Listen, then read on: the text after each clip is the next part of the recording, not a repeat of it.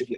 So what we did today, David, is we've been pulling together everybody's questions, and then Marcy really kindly went through them all, and we put together basically conglomerate questions. So like there were many questions about stem cells, or many questions about breast cancer, or many questions about whatever it was. So if you in the field asked a specific question, you may not hear your exact question, but what we tried to do was be able to touch everybody in the teams as best we could.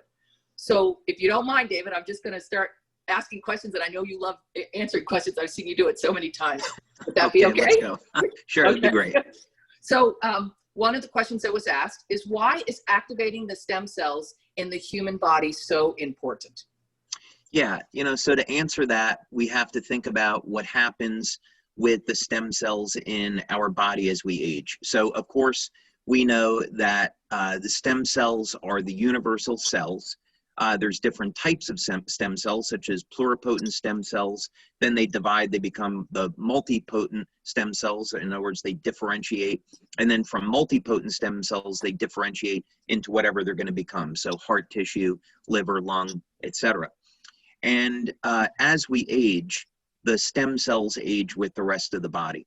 So some of the work that we did at the National University of Ireland is we would take donations of stem cells from people over the age of 60, and we would look at them, and what you see is that they don't move very well, they don't release growth factors the way that they're supposed to. So in other words, the stem cells, because they're going to become every other cell in the body, if they're not staying young and youthful, they're degrading, and they're not going to be able to heal the body and repair and cause our cells to function normally and healthy.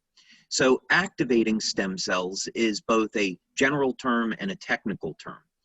And essentially what the stem cells will do is when there's an injury, part of what stem cells do is that when there's an injury, they will mobilize or activate and go to where they're needed so they can repair the injury. And this ability declines with age. So the idea was, is there a way, instead of injecting stem cells, that we could activate the stem cells already in our body, get them to function like younger, healthier cells, and get them to repair the damage that occurs in our body over time and as a result of the aging process. And this in turn would provide a very, very powerful anti-aging technology, and in fact a youth renewal technology. So activation of stem cells is required for repair of injury, replacement of new tissue, and if we do it properly, we can help keep the body in a more youthful state. And the ultimate goal is going to be age reversal, right? We want to prevent and slow down and reverse aging if we can. Beautiful. Okay, David, do you believe that we are beings of chemicals like the pharmaceutical companies want us to believe, or do you believe that we are beings of light? And can you explain what that means? Yeah, so what's interesting, I think, is that for at least thousands of years, that in Eastern medicine, in different religions, Judaism, Christianity, pick a religion, people have been thought of as being beings of light. And I suppose in the West, we might have thought of this as being something very esoteric, but there's actually a basis for this. So there was a biophysicist in Germany, and his name was Fritz Popp. And his contribution to science was that he discovered that all living cells emit light. So what he did was he would take plant cells, animal, human cells, put them in a room that was completely dark, and then use a device called a photomultiplier tube and record coherent laser-like emissions of light from human cells. And over time, he came to the conclusion that these light emissions were coming from the DNA. And there's a good basis for believing that this is true. So we can now record the human aura. And this is not esoteric. It's a legitimate phenomena where our cells are emitting light. Some of this is going to be infrared light, which is body heat, but other wavelengths exist in the visible light spectra and even into the UV. Now there is a study that's on our website that we did more than 10 years ago now with Dr. Gaetan Chevalier. And we did this study in Southern California. We also did the study with Dr. Carl Merritt, who's a medical doctor and well-known researcher in the field of bioenergy. And many people may recognize the name James Oshman. So Dr. Merritt does quite a bit of work with Jim Oshman. So what we did was we had a device where people would put their hand into it, and the device was completely created a dark room just for the hand. And we measured light emissions off the palm of the hand. And what we found is that using the energy patches, we could pull the cells into a greater state of coherence. So what happens is that as we age, the light emissions off of our body actually become leaky. In other words, the structure of the cell breaks down, and we start to lose control over the ability to control the way our cells release light. And by using the energy patches and by increasing energy output in the cell, it improves the coherence of the cell, and it improves the way our body releases light. So one other comment to this is Dr. Robert Becker, who wrote the book, The Body Electric, was drawn to the conclusion that it's the energetic principles of the body, the electrical systems, the magnetic systems, that control the chemistry. So this is information that Big Pharma doesn't want us to have, because it means that the energetic system controls the chemistry, and it's at least as important as the chemistry. So how do we use this information? Well, first, we are made up of chemicals, and so we should have a balanced diet, that's rich in nutrition, so we get all of the electrolytes, protein, all the macro and micronutrients into our body. So those are the building blocks. But we can use different types of energy fields and use devices like LifeWave, which provide low-level light therapy, to influence our biochemistry and achieve results that would not be attainable just with chemistry alone. Great. That leads perfectly into my next question, which was, can you explain how the technology of X39 works? And is it a frequency technology, or is it a light technology, or what is the difference? So wavelength and frequency are inversely proportional. So when we're talking about stimulating the body with light, the convention is to use wavelength. But we could describe light in terms of frequency as well. It's not the standard convention. So in other words, if we wanted to say that we wanted to treat the body with a band of orange light that might be effective in stimulating mitochondrial function, that would be 660 nanometers. We wouldn't say, oh, this is going to be this frequency in terahertz, what it converts over to. We would just say it's going to be in nanometers as a wavelength, but they're inversely proportional to one another. Now, the difference, though, between LifeWave and frequency medicine, I suppose, is often thought of as we have, let's say, an electrical signal we're putting into the body, we're using magnetic therapy, and we're treating the body with a specific frequency. And I have over 70 patents on this, so I know the field pretty well, and we've put quite a bit of time into it. And there is quite a bit of good that can come out of frequency-based medicine, but like anything else, it's all a matter of how you do it, and there's some really good products that are out there. What's really different about LifeWave is that, and here's a way to describe it, is that if we turn on the radio, I don't know if anybody uses radio anymore, but if they do, the reason why we can hear a sound is because there's a wave that's being transmitted, and the wave is encoded with information. Now, in frequency medicine, if we want to refer to it that way, we might put a sine wave into the body, and the sine wave or square wave is repeating at a certain frequency. So let's say it's repeating at 100 hertz or 500 hertz, whatever frequency is being used. That frequency doesn't contain any information. And so as a result, if you were to hear that, it would just sound like a hum, and that's it. Now, in the example with radio, that's like LifeWave. What we're doing is blending different wavelengths of light so they can be encoded with information that the body can interpret. And so if we were just to stimulate the body with light, we couldn't elevate copper peptide, we couldn't elevate glutathione or carnosine or anything that any of our products do.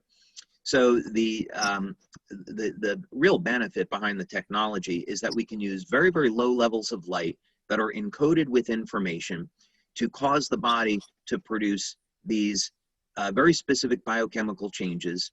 And of course, we just had a clinical study published using blood data, you know, gold standard, in a 60-person double-blind placebo-controlled study where we measure the blood, and sure enough, stimulating with X39, we show statistically significant increases in copper peptide. So the way the technology is working, we stimulate the body with different wavelengths of light, and this leads to very beneficial changes in the biochemistry of the body. Okay. And so with the X39, we're stimulating it with light, which is elevating the GHK, correct? Right. Well, GHK and GHK-Cu. Okay. And so the GHK is actually activating your stem cells and telling them to make more stem cells and to make the stem cells younger? Yes.